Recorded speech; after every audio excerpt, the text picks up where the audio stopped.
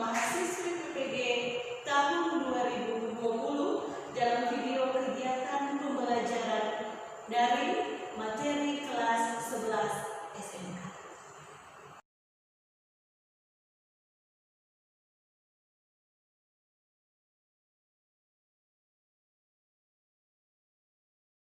Semuanya, senang sekali kita boleh bertemu lagi dalam kegiatan pembelajaran hari ini.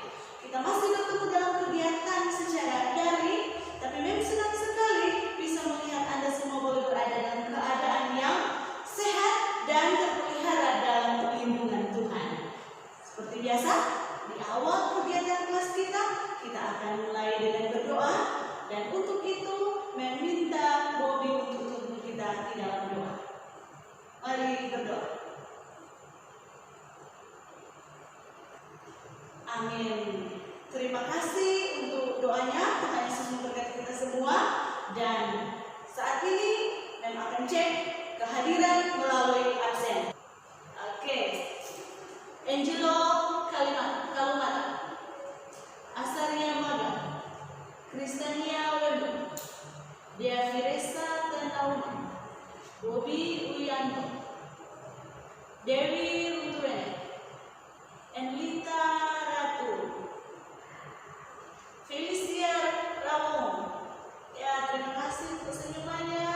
Gisela Ando, Iwayan Palamba, Jessica Antolis. Jessica dalam live belum kelihatan. Apa masalah dengan Jessica? Oh, masalah jaringan. Iya. Mikri Tateke, Nia Amaka, Tesalonika Londo, Virginia Sanda. Terakhir, Wendell Nahomi. Ya, terima kasih. Baik, dalam kegiatan pembelajaran hari ini, mari kita perhatikan share screen yang kami sudah bagikan. Sementara itu, kalian juga boleh melihat di PowerPoint ini. Dalam kegiatan pembelajaran hari ini, kompetensi dasar yang kita akan capai adalah dari poin 3.1, yaitu tentang memahami peran-peran Allah dalam kehidupan keluarga Kristen. Sementara indikator pencapaian kompetensi ada dua. Yang pertama itu poin 3.1.1, menjelaskan pengertian keluarga Kristen, dan yang kedua poin 3.1.2 adalah menguraikan fungsi-fungsi keluarga Kristen. Dan khusus untuk materi ini, mari kita fokus pada indikator pencapaian kompetensi yang kedua, yaitu menguraikan fungsi-fungsi keluarga Kristen. Dan pembelajarannya diharapkan setelah Anda selesai untuk pembelajaran materi ini, maka Anda mampu menjelaskan pengertian keluarga Kristen, kemudian Anda mampu menguraikan apa saja fungsi-fungsi dari keluarga, dan selanjutnya Anda mampu menjelaskan apa saja peran Allah dalam kehidupan keluarga. Dan untuk materi pembelajaran, yaitu materi yang bersifat konseptual tentang pengertian dan fungsi keluarga. Pada pertemuan minggu lalu, kita sudah membahas banyak tentang pengertian keluarga. Dan setelah pembahasan itu, kita boleh mengambil kesimpulan yang kembali dan akan ingatkan untuk kita saat ini tentang pengertian dari keluarga melalui gambar yang ditampilkan dalam PowerPoint. Yang pertama,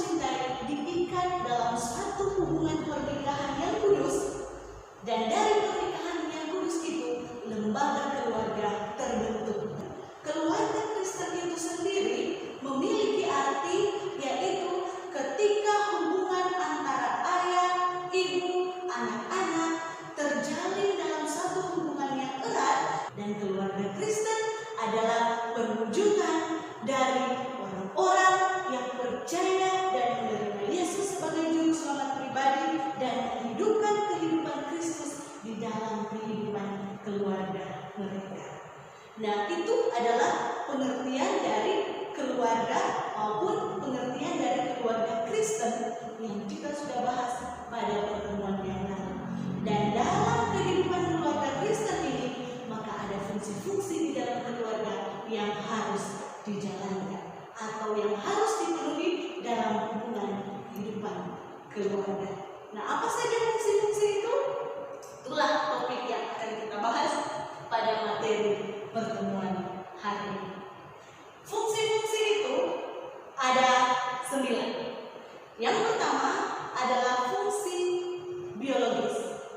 Fungsi biologis ini itu berbicara tentang pemenuhan kebutuhan dari segi fisik. Misalnya, memenuhi kebutuhan hidup keluarga dengan makanan-makanan yang bergizi. Nah, itu masuk di fungsi biologis. Kemudian, yang kedua adalah fungsi sosialisasi anak. Fungsi sosialisasi anak ini adalah di mana anak-anak sejak dini mendapatkan pendidikan supaya mereka boleh memiliki sikap, boleh memiliki tingkah laku, atau boleh berperilaku yang baik karena mereka adalah insan sosial. Supaya di dalam hubungan mereka bersosialisasi dengan orang lain, maka anak-anak ini akan mampu memposisikan diri sebagai pribadi yang baik, yang di dalamnya sikap dan perilaku anak itu dibentuk. Selanjutnya, fungsi yang ketiga yaitu fungsi afeksi. Fungsi afeksi ini adalah menyangkut pemenuhan kebutuhan yang bersifat keintiman, rasa kasih sayang, kedekatan satu sama yang lain, baik antara suami istri maupun antara anak dan orang tua. Fungsi yang keempat adalah fungsi edukatif. Fungsi edukatif ini adalah pemenuhan kebutuhan di mana anak-anak di dalam keluarga berhak mendapatkan pendidikan yang layak supaya mereka boleh menjadi insan-insan yang baik. Dan orang tua wajib untuk memberikan pendidikan kepada anak-anak mereka. Fungsi yang kelima adalah fungsi religius. Fungsi religius ini di mana ayah, ibu, dan anak-anak berusaha supaya menjadi insan-insan yang taat dan setia pada ajaran-ajaran agama supaya mereka boleh hidup dengan setia dan taat kepada Tuhan yang mereka percaya sebagai Allah yang telah menciptakan dan memelihara mereka. Fungsi yang keenam yaitu fungsi protektif.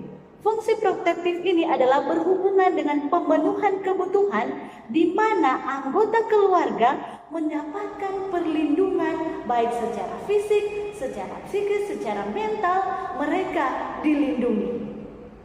Fungsi yang ketujuh adalah fungsi rekreatif, di mana pemenuhan kebutuhan dalam hal hiburan supaya anggota keluarga boleh saling memiliki hubungan yang lebih erat, yang lebih akrab, lebih bahagia melalui hiburan-hiburan yang dilakukan dalam atau dipenuhi di dalam fungsi rekreatif ini. Yang kedelapan adalah fungsi ekonomis. Fungsi ekonomis ini adalah berbicara tentang pemenuhan kebutuhan dari keluarga yang dalam soal materi, di mana tugas dan tanggung jawab seorang bapak untuk memberikan nafkah atau menafkahi kehidupan keluarganya. Sebaliknya, seorang ibu juga yang dalam tugas dan tanggung jawabnya mengelola keuangan di dalam kehidupan rumah tangga harus menjalankan fungsi ini dengan baik supaya kebutuhan keluarga boleh terpenuhi. Fungsi yang kesembilan adalah fungsi status sosial. Fungsi status sosial ini adalah berbicara tentang pemenuhan kebutuhan dalam soal warisan. Warisan yang diberikan secara turun-temurun dari nenek moyang atau dari orang tua. Nah, itu fungsi-fungsi di dalam keluarga. baik, maka kehidupan dari satu keluarga itu akan terjalin dengan bahagia, dengan mesra, dan mereka mampu untuk menepi semua permasalahan yang terjadi. Nah, pertanyaannya, adakah permasalahan yang Anda lihat terjadi di dalam kehidupan keluarga? Dengan Anda senyum bahagia, berarti percaya Lian juga sudah mengetahui bahwa di dalam kehidupan keluarga masih ada saja permasalahan yang terjadi. Perhatikan gambar ini, analisa masalah yang terjadi di dalamnya. Yang pertama adalah gambar yang menunjukkan tentang perselingkuhan. Sementara gambar yang kedua atau gambar B adalah gambar yang menunjukkan pergaulan yang bebas. Nah, apakah fenomena dalam kehidupan keluarga yang ini terjadi dengan sendirinya atau ada sesuatu yang menyebabkan hal ini boleh terjadi? Coba Anda pikirkan saja. Nah, pada intinya masalah di dalam keluarga yang diangkat melalui gambar ini adalah dua, yaitu perselingkuhan dan pergaulan bebas. Itu tidak terjadi dengan sendirinya. Sekarang ini dalam kegiatan kelompok, Mem ingin kalian mencoba untuk melihat kira-kira akar permasalahannya itu dari mana sehingga ada perselingkuhan dan ada pergaulan yang bebas. Dua kelompok ini masing-masing akan membahas satu masalah. Yang kelompok A bahas tentang perselingkuhan, yang kelompok B bahas tentang pergaulan bebas. Kelompok ini sudah terbentuk sejak awal kegiatan kelas kita, jadi masih kelompok yang sama. Jadi silakan masing-masing kelompok berdiskusi, cari informasi dari berbagai sumber, kira-kira apa saja fungsi-fungsi di dalam keluarga dari ke-9 fungsi yang diuraikan tadi, apa saja fungsi yang tidak dipenuhi sehingga masalah ini terjadi. Jadi kalian bahas di dalam diskusi kelompok dan sesudah itu masing-masing akan menyampaikan hasil dari penelitian kelompok Anda. Dalam penelitian ini, anggota kelompok saling membantu satu sama yang lain. Semua bekerja dengan aktif, cari informasi dari berbagai sumber yang ada, baik media cetak maupun media elektronik boleh dijadikan sumber. Memberi waktu 10 menit dari sekarang. Dalam hal ini kita masuk pada kegiatan kelompok. Silakan kelompok untuk saling berdiskusi.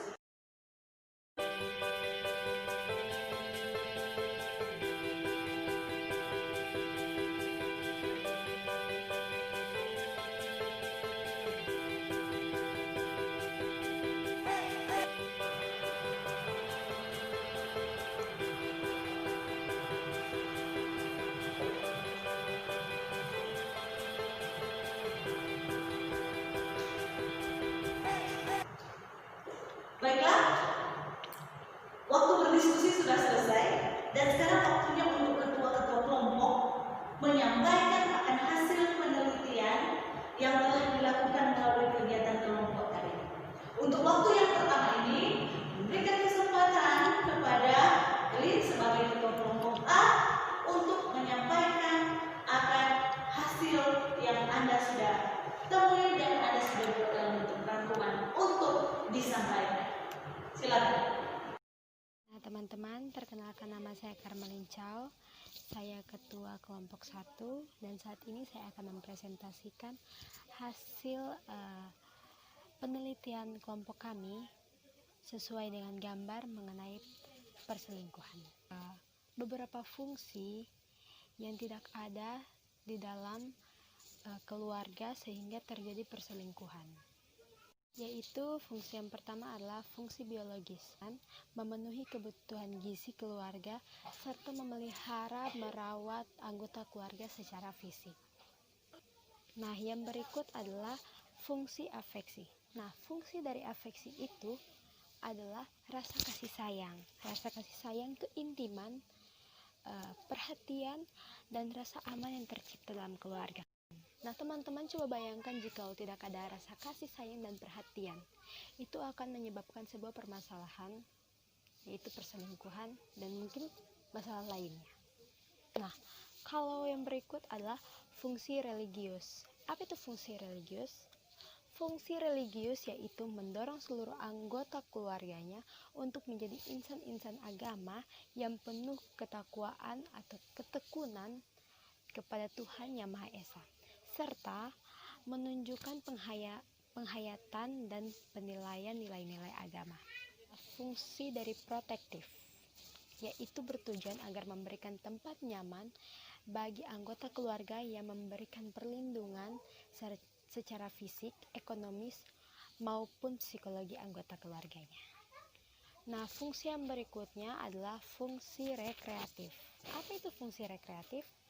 Nah, fungsi rekreatif bertujuan untuk mencari hiburan, memberikan suasana yang segar dan kegembiraan dalam lingkungan keluarganya.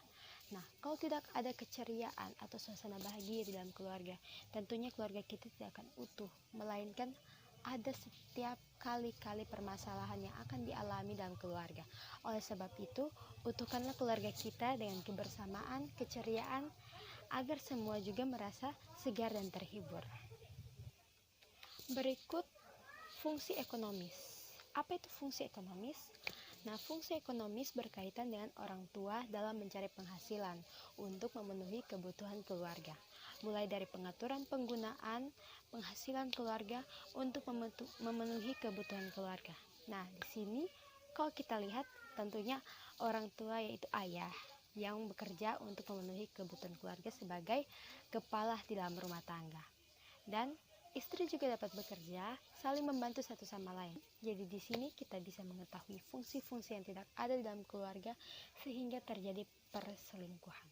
Oleh sebab itu, kita harus saling mengerti, saling memahami, saling menaruh kasih sayang dan perhatian, serta menjaga keintiman atau kebersamaan keluarga agar tidak terjadi masalah yang tidak diinginkan. Saya Karmalin Chow dari kelompok 1, sekian dan terima kasih. Kita sudah selesai dengan penampilan dari kelompok pertama melalui juru bicara. Sekarang mari kita dengarkan apa yang akan disampaikan oleh ketua kelompok 2 sehubungan dengan masalah ini, pergaulan bebas. Silahkan ketua kelompok 2 menyampaikan pembahasan. Nama saya Bobby. Di sini saya akan mempresentasikan kenapa pergaulan bebas itu terjadi.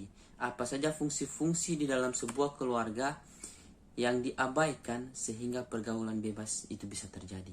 4 fungsi yang terabaikan, yang mungkin terabaikan di dalam sebuah keluarga sehingga membuat anak-anak di dalam keluarga tersebut mengalami yang namanya pergaulan bebas atau melakukan yang namanya pergaulan bebas.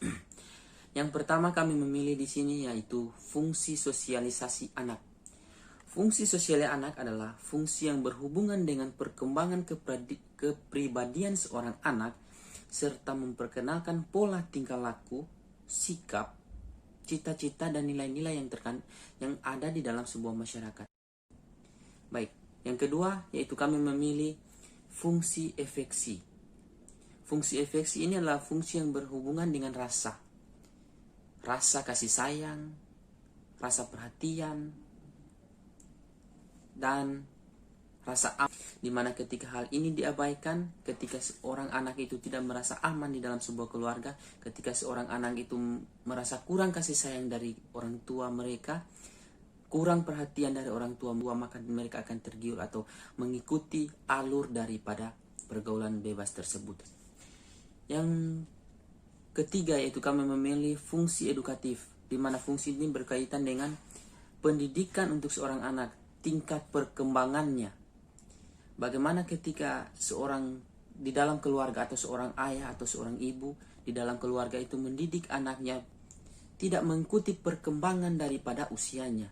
Ketika hal ini dilakukan, maksudnya ketika orang tua mendidik seorang anak yang sudah dewasa itu dengan cara mendidik seperti mendidik anak kecil, mungkin itulah beberapa hal yang bisa menyebabkan anak itu terikut dalam pergaulan bebas karena mereka tidak mendapatkan pendidikan di dalam diri mereka, pendidikan yang sesuai dengan perkembangan usia mereka, sesuai dengan pertumbuhan mereka.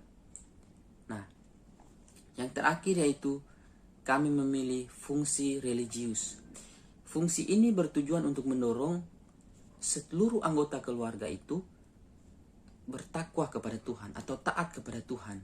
Ketika hal ini diabaikan di dalam sebuah keluarga, ketika tidak ada didikan, tidak ada masukan dari orang tua, maka anak itu tidak mengetahui hal yang dia lakukan itu benar atau salah.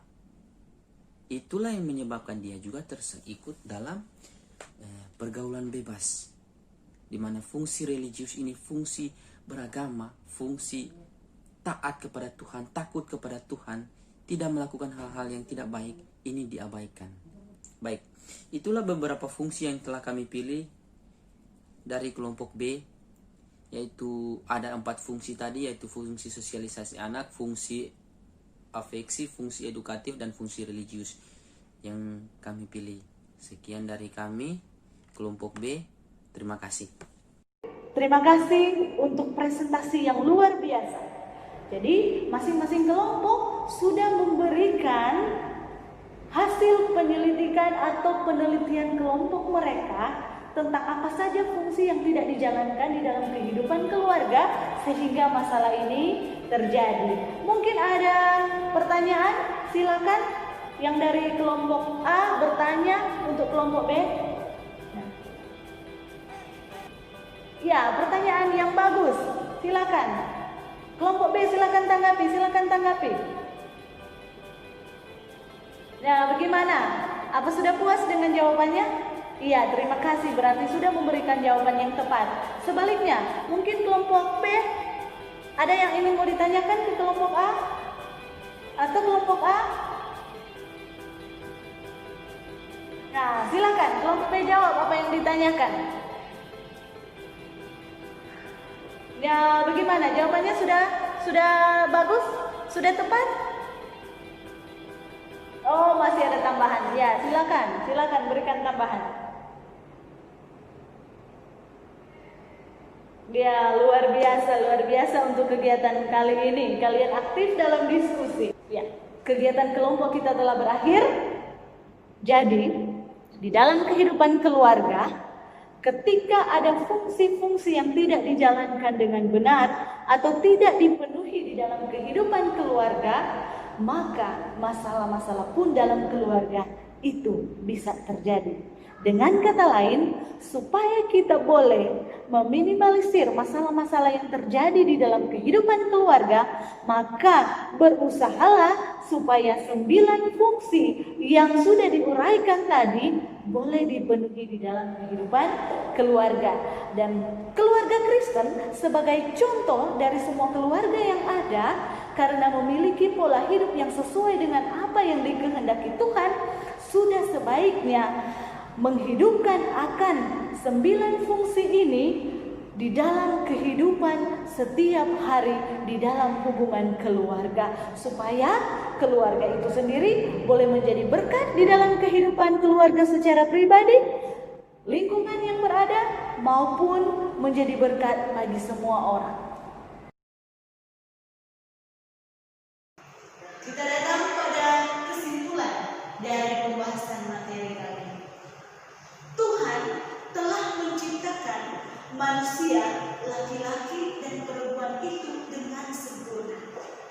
Dan Tuhan telah melembagakan pernikahan kudus sebagai tali pengikat dalam hubungan keluarga yang olehnya fungsi-fungsi keluarga, yaitu fungsi biologis, fungsi sosialisasi, fungsi afeksi, fungsi edukatif, fungsi religius, fungsi protektif, fungsi rekreatif, ekonomis, dan status sosial dijalankan dengan tepat dan dipelihara dengan baik dan berkelanjutan, supaya apa yang diamanatkan oleh Tuhan,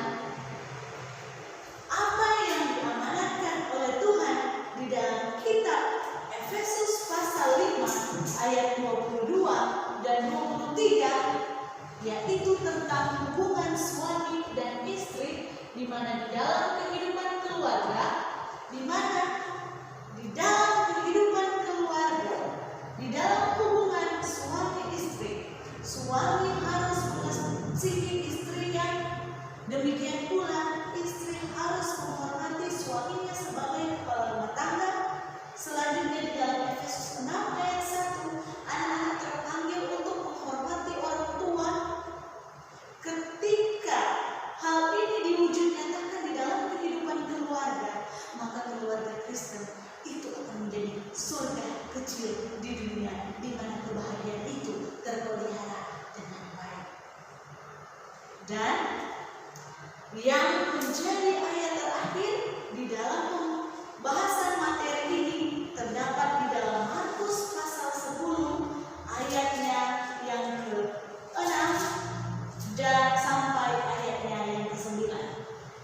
Dan ingin kita bacakan semua bersama-sama ayat ini. Mari kita siapkan Alkitab kita, mari kita baca ayat ini. 1, 2, 3. Sebab pada awal dunia Allah menjadikan mereka laki-laki dan perempuan. Sebab itu laki-laki akan meninggalkan ayahnya dan ibunya dan bersatu dengan istrinya, sehingga keduanya itu menjadi satu daging.